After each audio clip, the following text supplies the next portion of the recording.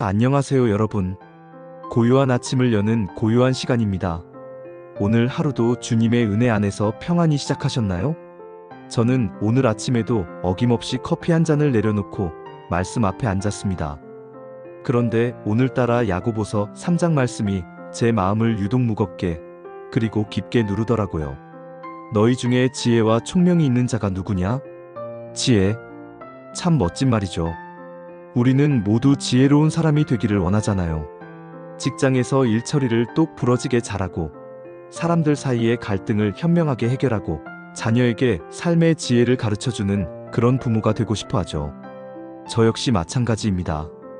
어떻게 하면 좀 더 지혜롭게 말하고, 지혜롭게 행동할 수 있을까? 늘 고민하는 숙제 같아요. 그런데 오늘 말씀은 저에게 아주 근본적인 질문을 던졌습니다.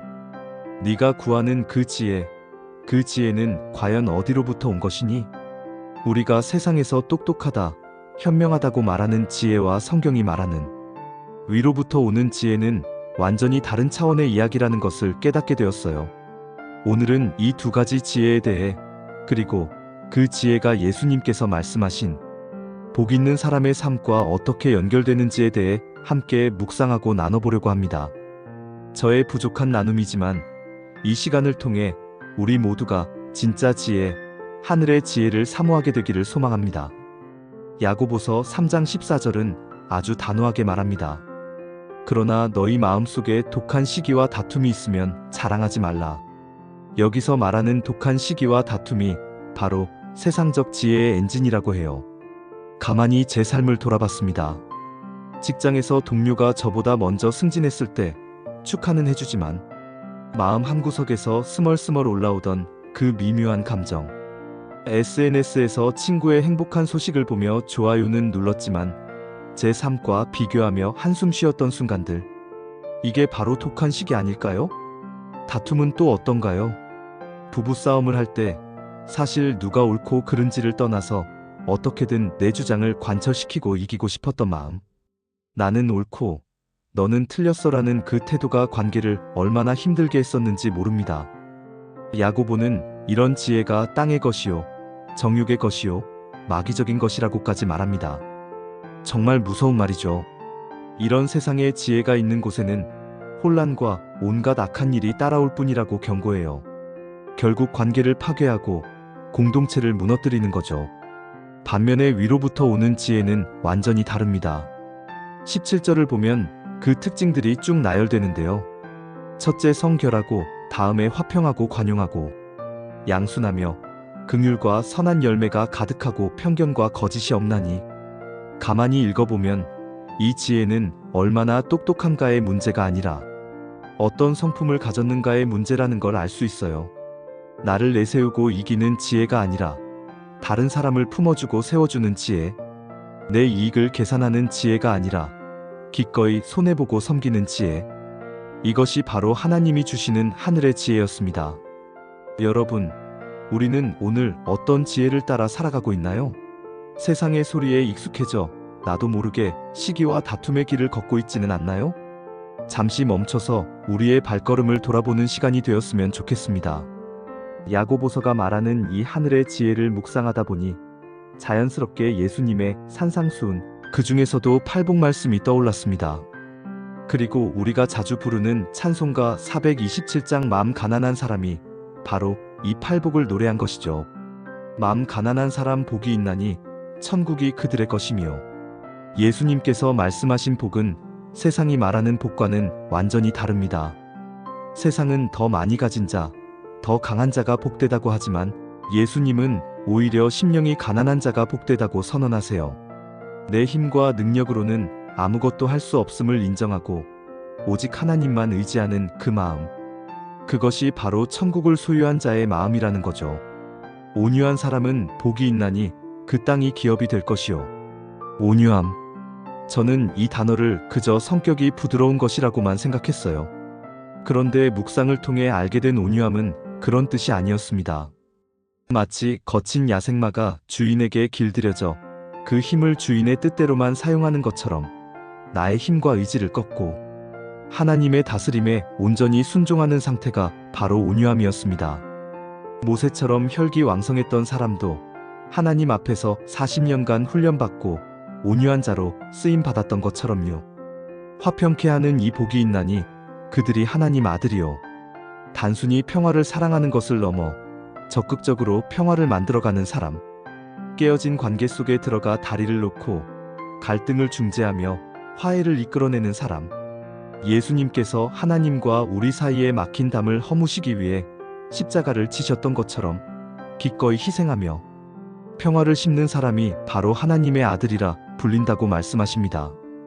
팔복은 우리가 어떤 행동을 해야 복을 받는다는 조건 목록이 아닙니다.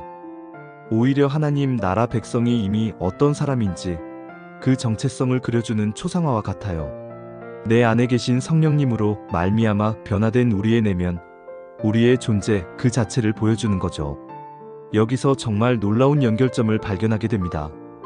예수님께서 말씀하신 복 있는 자의 내면적 성품이 야고보서가 말하는 하늘 지혜의 외면적 행동으로 그대로 이어진다는 사실입니다. 존재가 행위로 나타나는 거죠. 산상수훈에서 마음이 청결한 자는 복이 있다고 하셨죠? 그 청결한 마음을 가진 사람이 바로 야고보서에서 말하는 첫째 성결한 지혜를 가진 사람입니다. 위선이나 이기적인 동기 없이 하나님을 향한 순전한 마음이 있을 때 그의 삶과 행동도 깨끗해지는 거죠. 긍휼히 여기는 자는 복이 있다고 하셨는데 그 사람은 자연스럽게 긍휼과 선한 열매가 가득한 지혜의 삶을 살게 됩니다. 긍휼은 더 이상 해야 할 의무가 아니라 그의 존재 방식이 되는 겁니다. 그리고 가장 중요한 연결고리, 바로 온유함과 화평입니다. 산상수훈의 온유한 자는 하나님께 자신의 힘을 온전히 내어드린 사람이죠. 바로 그 온유한 성품이 야고보서의 지혜의 온유함으로 그 행함을 보이는 모습으로 나타나는 겁니다. 온유한 사람은 자신의 옳음을 주장하며 싸우지 않아요. 오히려 아브라함이 조카 롯에게 더 좋은 땅을 양보했던 것처럼 기꺼이 양보하고 섬깁니다. 이것이야말로 세상의 지혜인 시기와 다툼을 이기는 가장 강력한 무기입니다. 또한 화평하게 하는 자라는 복된 정체성을 가진 사람은 야고보서의 말씀처럼 화평으로 심어 의의 열매를 거두는 삶을 살아갑니다. 평화라는 씨앗을 심어야만 정의와 올바른 관계라는 열매를 맺을 수 있다는 이 단순한 진리. 목표가 아무리 선해도 다툼과 분열의 방법으로는 결코 의의 열매를 맺을 수 없다는 것을 깨닫게 됩니다. 결국 참된 지혜는 어떤 기술이나 지식이 아니라 복된 정체성에서 흘러나오는 삶의 향기였습니다. 오늘 이 말씀을 묵상하면서 제 삶에 구체적으로 어떻게 적용해야 할지 깊이 고민하게 됐습니다. 그리고 몇 가지를 결심하며 노트에 적어 내려갔어요.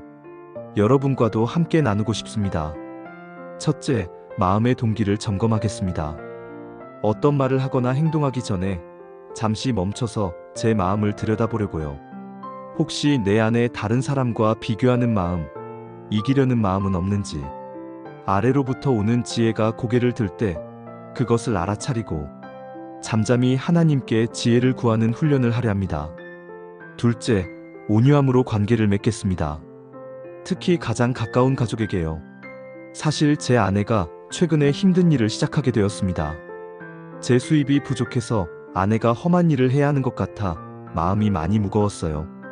이런 상황 속에서 제가 할 수 있는 것은 제 힘으로 상황을 통제하려는 것이 아니라 온유함으로 아내를 더 섬기고 지지해주는 것이라는 생각이 들었습니다. 제 뜻과 힘을 내려놓고 하나님의 인도하심에 순종하는 온유함을 실천하고 싶습니다. 셋째, 적극적인 화평의 실천자가 되겠습니다. 갈등을 피하는 소극적인 평화가 아니라 깨어진 관계를 회복시키기 위해 먼저 손 내미는 용기를 내보려고 합니다. 제 자존심을 조금 내려놓는 희생을 통해 가정과 직장에 평화를 심을 때 비로소 제가 하나님의 자녀답게 살아가는 것임을 기억하겠습니다. 마지막으로 구체적인 행동으로 긍휼과 선한 열매를 맺겠습니다. 말로만 위로하는 것이 아니라 주변의 어려운 이웃, 특히 고아와 과부로 대표되는 사회적 약자들의 필요를 돌아보고 작은 것이라도 나누는 삶을 살고 싶습니다. 이런 작은 실천들이 모여 의의 열매를 맺게 될 것을 믿습니다. 물론 이 모든 것이 제 힘으로는 불가능하겠죠. 그래서 우리는 매일 심령이 가난한 자의 모습으로 하나님 앞에 나아가야 합니다. 그분의 도우심을 구할 때 성령께서 우리를 통해 이 모든 열매를 맺게 하실 줄 믿습니다. 함께 기도할까요? 사랑과 은혜가 풍성하신 하나님 아버지, 오늘 말씀을 통해 세상의 지혜가 아닌 하늘의 지혜를 구하는 삶이 무엇인지 깨닫게 하시니 감사합니다. 우리의 마음속에 도사리고 있는 독한 시기와 다툼을 주님의 보혈로 씻어주시고 오직 위로부터 오는 성결과 화평, 온유와 긍휼의 마음을 허락하여 주시옵소서. 우리가 복 있는 자의 정체성을 잊지 않게 하시고 심령이 가난한 자로 날마다 주님 앞에 서게 하여 주옵소서. 우리의 힘과 의지를 주님께 내어드리는 온유함을 통해 세상 속에서 화평을 심고 의의 열매를 거두는 하나님의 자녀로 살아가게 하여 주시옵소서. 그래서 하나님이 내 삶에 어떠한 일을 행하시는지, 어떠한 기적을 행하시는지 목도할 수 있도록 도와주시옵소서. 오늘 하루도 우리의 삶이, 우리의 말이, 우리의 행동이 하나님의 지혜를 드러내는 통로가 되기를 간절히 소망하며 이 모든 말씀 우리를 구원하신 예수 그리스도의 이름으로 기도드립니다. 아멘. 오늘 묵상 나눔이 여러분의 삶에도 작은 울림이 되었기를 바랍니다. 여러분은 오늘 말씀을 어떻게 삶에 적용하고 싶으신가요?